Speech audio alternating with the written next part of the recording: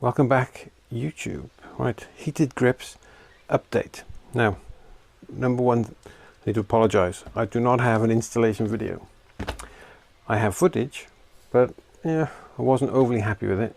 So what I might do is just take a number of screen grabs from that, and I might throw them up into a community post or something like that. Right. So, but we'll do something. Right. So, how did I get on in the installation process? Well, it was fairly interesting. I learned a few things, made some mistakes. I'm going to give you the rundown on this. Right, so battery, this side. Right, on the instructions, it does say connect it to the battery. Do not connect it to a lighting circuit. Right, per the Haynes manual and the wiring diagram for the 9-pin connector where the quartet harness sits, it's all lighting circuits, right? So connect it to the battery. The cable's long enough, right? It comes with a couple of copper ring end connectors to go on the battery terminals. Simple, right? So connected it here, runs across the wiring loom, it runs across the top of the secondary tank. So it's all zip tied to that. Then it runs along with the frame and the main wiring loom, goes behind this bit of frame here, right, with the main loom, follows it up, and I just poked it through. It went through it straightforward, no problems at all.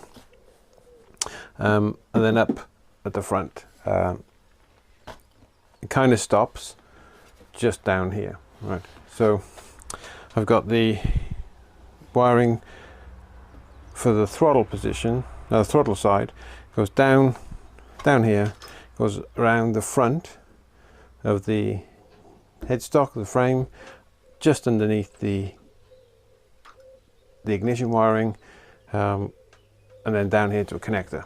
Right, so I can connect that in there. So straightforward, right? There's lots of videos on YouTube, you know, connecting it all up. It is a couple of weatherproof seal connectors, just tighten them up. Job done. In terms of actual installation process for the grips themselves, I cleaned up the throttle tube and the bar on this side, used the included super glue. Now it goes off super quick, right? I just about made this grip up the tube because it's quite a tight fit. Twisting it back and forward, kind of getting stopped, but the glue went off just as I hit the switch block, and I wasn't quite around in the position I might have liked for the button. The Oxford, actually you might see that here, right? In this position it's only a few millimeters off. I would like to be, you know, 3 mil further up, but it's close enough, right? It's close enough. So in terms of the throttle side, no, right, lesson peeps, that throttle tube is quite thick. I actually did trim off a couple of millimeters of it, right? So and it is quite a thick tube. Trying to send that down to slide this on was going to be challenging, right? So having confidently got this one on, right, with a bit of twistage, right, I said about trying to do it on here. I knew it was a bit tight.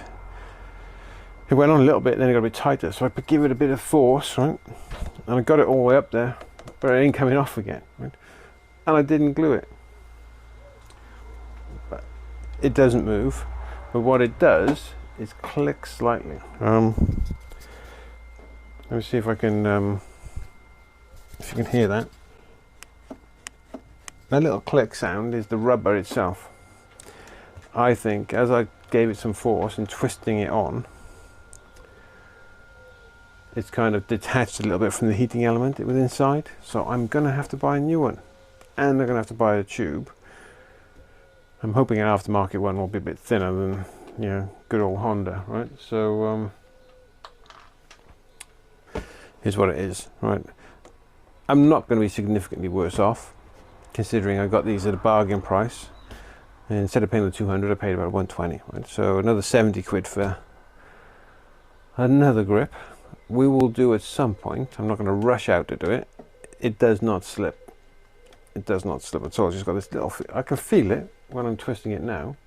When my gloves are on, I can't feel it. So that's that. So let me give you a quick demo of the lights. Hopefully you can see this, right? Ignition on. Press and hold. We should get a red light. There we go. Hold for 3 seconds, comes on. The red light's gone off because the engine is not running. But this is now battery saver mode. Now telling me that it's going to shut itself off and this will stop. There we go. Stop flashing. Right? So otherwise it's red, blue and white. Red is hot, hot. Blue is medium. White is a bit cooler. Right? That is it. Right? You know, it's the hardest part was this. Really was hard.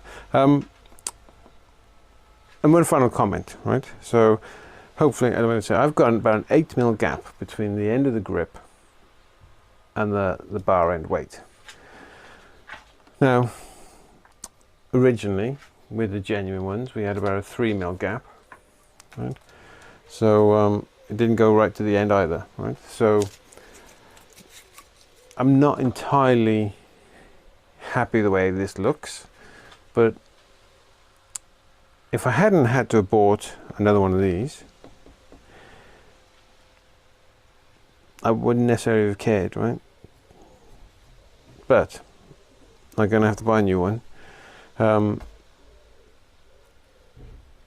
I could go the whole hog, right? And for another, I think they're on offer still, 138 and back in stock for the adventure version, which is longer. So, but we'll see, right? That's it for today. I'll catch you next time.